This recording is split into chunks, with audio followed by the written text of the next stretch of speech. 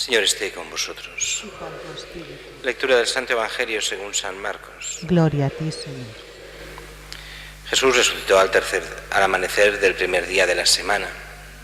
Se apareció primero a María Magdalena, de la que había echado 7 demonios.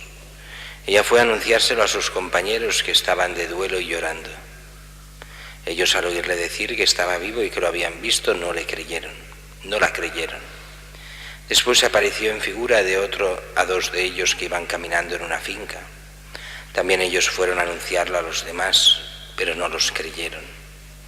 Por último se apareció Jesús a los 11 cuando estaban a la mesa y les echó en cara su incredulidad y dureza de corazón, porque no habían creído a los que lo habían visto resucitado.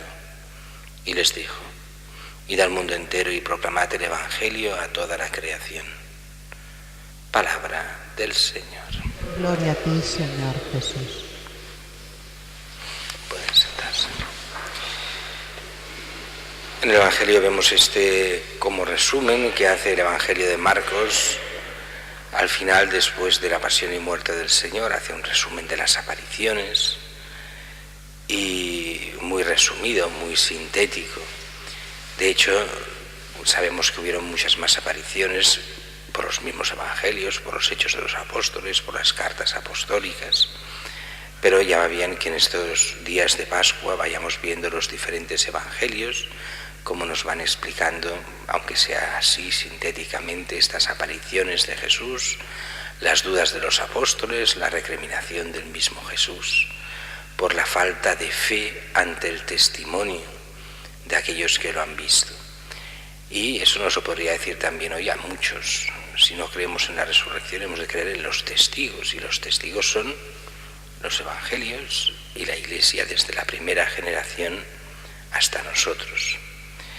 Sin embargo, los hechos de los apóstoles, tal vez hoy más interesantes solo en el sentido de que cada día vemos apariciones de Jesús en esta semana, pero los hechos de los apóstoles están en un momento crucial que nos sirve mucho para reflexionar también en nuestro tiempo, porque es esta curación que ha hecho Pedro, la ha hecho Dios, Jesús por medio de Pedro. Los han cogido los sumos sacerdotes y los soldados de los sumos sacerdotes, los han interrogado, y en esta interrogación ven que Juan y Pedro, que son aquellos que han cogido de forma especial, responden con sabiduría, aunque son gente de pueblo. Aquí dice sin letras, no quiere decir que no sepan leer y escribir, sino que no tienen estudios especiales de nada, que es gente de pueblo, son pescadores, además, no nos lo dice aquí, pero lo sabemos de todo el Evangelio. Esta gente responde con seguridad, aparecen como discípulos de Cristo, hablan de la curación de ese hombre que todos conocían, y el hombre está allí dando testimonio de que sí, de que es verdad, además de que los mismos sacerdotes lo habían visto impedido siempre desde hacía muchos años, toda la vida. Recordemos, no nos lo dice el Evangelio de hoy, me parece, sino el del lunes nos dirá que este hombre pasaba de los 40 años. Quiere decir que llevaba muchísimos años a la vista de todos, impedido, siempre allí en aquella puerta. Pero esto no es lo más interesante de hoy, sino la respuesta que dan los sacerdotes y la que responderán los apóstoles. Muy bien, de acuerdo. Vienen a decir los grandes sacerdotes, los sacerdotes y los representantes del Sanedrín: no podemos condenarlos, no hay nada para condenar, pues les prohibimos que hablen más de Jesús. Y les prohíben, dicen, absoluto predicar y enseñar en nombre de Jesús. Y entonces viene la gran respuesta de Pedro y Juan, que son válidas y que han marcado la Iglesia desde la primera generación de cristianos hasta que vuelva nuestro Señor. ¿A quién hemos de obedecer? ¿A Dios o a los hombres? Fijaros bien que en aquellos tiempos quedó muy claro, Dios antes que los hombres. Hoy no. Hoy los hombres dicen, hombre, primero los hombres, primero es el Estado. A Dios no hay que obedecerlo. Dios se queda en tu casa, en tu mentalidad, en tu conciencia, si tú quieres, en las iglesias, pero en el mundo público hay que obedecer solo a Dios. El hombre, entendido como el gobierno, es el que manda, y como manda, tiene todos los derechos sobre el hombre. Es eso lo que se está discutiendo aquí en este texto. Es el Sanedrín, son las autoridades las que tienen la última palabra, y aquí viene toda la gran discusión del siglo XX, muy mal llevada, sobre lo que es la libertad de conciencia, que resulta que la gente lo ha interpretado absolutamente mal, que además la libertad de conciencia es un tema primariamente cristiano, puesto por los cristianos desde el principio. Pero para entenderlo hemos de saber qué es la conciencia. La conciencia, como dirá muy bien Gaudium et Spes, Concilio Vaticano II, dirá, es el lugar íntimo del hombre, allí donde Dios nos habla.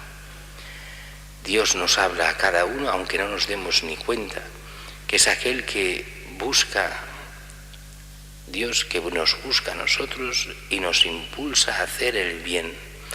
Cuando una persona se le obliga a hacer el mal, que él cree en conciencia que está mal, y cree que no lo ha de hacer, la libertad de conciencia le implica y le obliga a no hacerlo, y a desobedecer al Estado, a quien manda, a quien sea, porque su conciencia está por encima de todos los hombres y de todas las instancias gubernamentales que puedan existir.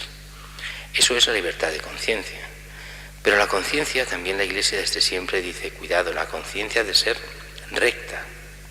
Y recta quiere decir que cuando una persona busca el mal continuamente, la conciencia se rompe, la conciencia se ensucia, la conciencia ya no puede entender muchas veces la diferencia entre el bien y el mal, y coge cosas como bien, que son malas, y cosas malas, y al revés, el bien por el mal y el mal por el bien. Es típico aquello famoso, ¿no?, de aquellos bandoleros que se iban al santuario a rezar a la Virgen para que le fueran bien los robos y asesinatos. Y uno dice, bueno, ¿cómo es posible? Bueno, porque es una conciencia que ya ha perdido el norte, que ya no sabe lo que es el bien y el mal, y pasa a ser su bien simplemente el ganar dinero y el poder atracar bien a la gente o cobrar el dinero por matar a quien sea. Eso que todo el mundo entiende que es una exageración, aunque es cierto, pero es una exageración de la conciencia. Eso pasa muchísimo hoy en día. ¿Cuántas veces, por ejemplo, cuando se quiere debatir sobre el derecho a la vida o cualquier otra cosa que tenga que ver con la conciencia de verdad, salen todos los laicistas y dicen, no. Primero están las ideologías, la ideología de género, el feminismo, el lo que sea, muy por delante de la conciencia. La conciencia aquí no tiene nada que hacer. Aquí es lo que diga el Estado y los demás no pueden decir nada. Y lo que diga el Estado son lo que dicen las ideologías. Dios no entra, pero ni Dios ni la conciencia de nadie. No hay libertad. Es muy curioso ver, por ejemplo, en nuestros sistemas parlamentarios, cuando se discuten las cosas, los parlamentarios normalmente votan lo que dice el partido, pero en teoría hay libertad de votar cada parlamentario lo que quiere. Todo menos cuando se habla del derecho a la vida, cuando se habla del aborto o de los temas fundamentales de conciencia. Entonces obligan a votar bajo pena de expulsión del partido. Es curiosísimo. Esa libertad de conciencia no la quieren. ¿Por qué? Y el fondo es clarísimo. El fondo es ¿quién es Dios hoy? Dios es el Estado. Ese es el problema enorme. Los partidos asumen el poder de Dios para hacer lo que les dé la gana y ser manipulados y manipular a la sociedad en nombre de las ideologías. Y todo es por ¿a quién hemos? Dice Juan y Pedro, ¿a ¿A quién hemos de obedecer? ¿A Dios o a los hombres? Y eso queda evidente. Dios está por encima de los hombres y mi conciencia está por encima de todos los hombres. Esa es la dignidad humana, que los hombres, incluso todos juntos, no valen lo que mi conciencia, siempre que esta conciencia sea recta y en la medida de lo posible bien formada. Esa conciencia que me hace distinguir el bien del mal y me hace entrar en comunión con la voluntad de Dios en todas las cosas, porque lo más interior que tengo es la voz de Dios que me habla en la conciencia, y de allí viene la posibilidad de salvación en la fidelidad al bien que puedo descubrir en mí mismo, que soy criatura de Dios. Sí, necesitaremos también después, faltaría más, la revelación de Dios que nos hace entender y ver estas cosas, pero en el fondo es aquello que decía San Agustín: te tengo dentro, pero no te veía, y al fin te descubrí.